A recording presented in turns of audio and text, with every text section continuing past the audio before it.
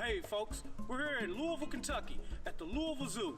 We're gonna do a documentary about the African animals here, so come on, let's go check them out.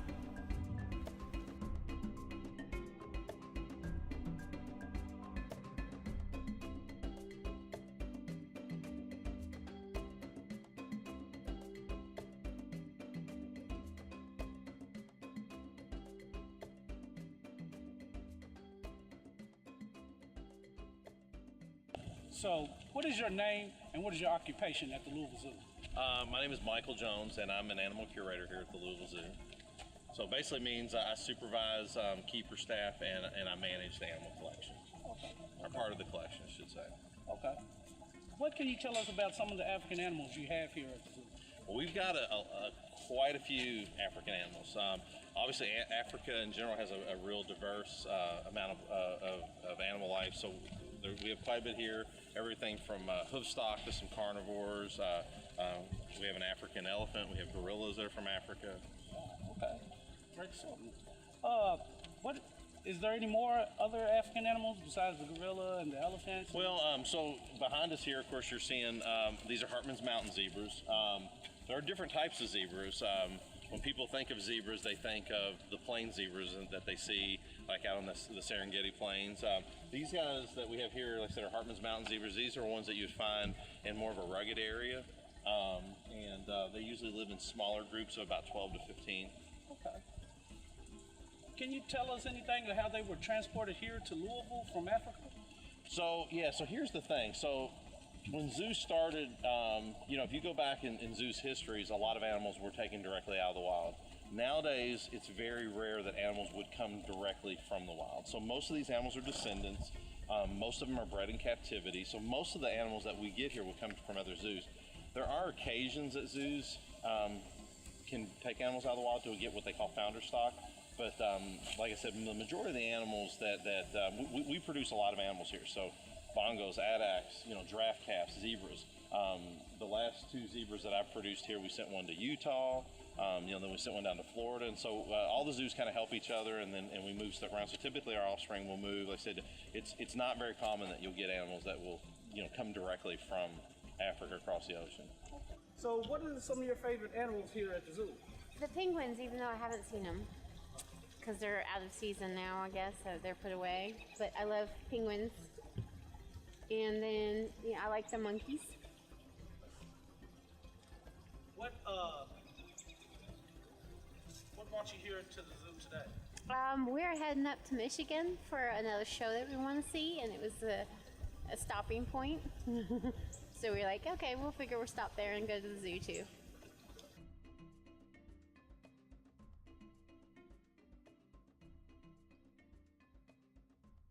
So you're at the zoo today, so clearly that you like animals. What do you like about animals? I personally like that they all have different personalities and all of their features that help them survive out in the wild. But I think my favorite thing is all the different personalities, even between the animals that are all the same kind. Yeah, I'd have to say that too. I've always wanted to work with animals, so I really love their different personalities, like she said, and it's really incredible to me how smart some of these animals are. You would never expect certain animals to be so intelligent or have such big personalities, and it's just wonderful seeing the differences between the species. So, yeah, I've always loved animals, so I knew I was going to work with them from a young age. You both work with animals, but you've worked with animals in Africa too. Can you tell us a little bit about that? What was special about African animals, why you chose Africa, why you chose that particular part of the world? Yeah, so I knew I wanted to work with animals, and in order to get really up close to all those wild animals, I did an internship in South Africa in Oudtshoorn. So we worked really closely with cheetahs. We had baby cheetahs living with us that we cared for, and worked with tigers and lions and leopards, lemurs, everything that you can imagine, and also worked in a vet clinic with a vet who serviced all of the animals in that area. So we took care of a lot of the different ones. We did surgeries on lemurs and vaccinated baby cheetahs and things like that. But it was also, they have the largest population of ostriches in the world, so we also got to meet all the ostriches and ride some. Is there something special about the species that inhabit Africa? Oh yeah, definitely. I think it's really cool how they can all live pretty cohesively, and it's all, I mean, the populations are controlled by the predators, and how all of these predators work together, especially like cheetahs or African painted dogs and hyenas, how they will work together to survive out in their environment, and just the herd qualities of all of the prey animals, how they'll all stick together to boost their survival as well. So what are your favorite animals here at the zoo? These guys right here, the apes. Mine are the lemurs The and the lemurs? meerkats. What's your favorite newest exhibit that's here at the zoo? Probably the polar bear exhibit, the new ice polar bear exhibit down at the bottom of the hill. Tell us a little bit about the African Outpost.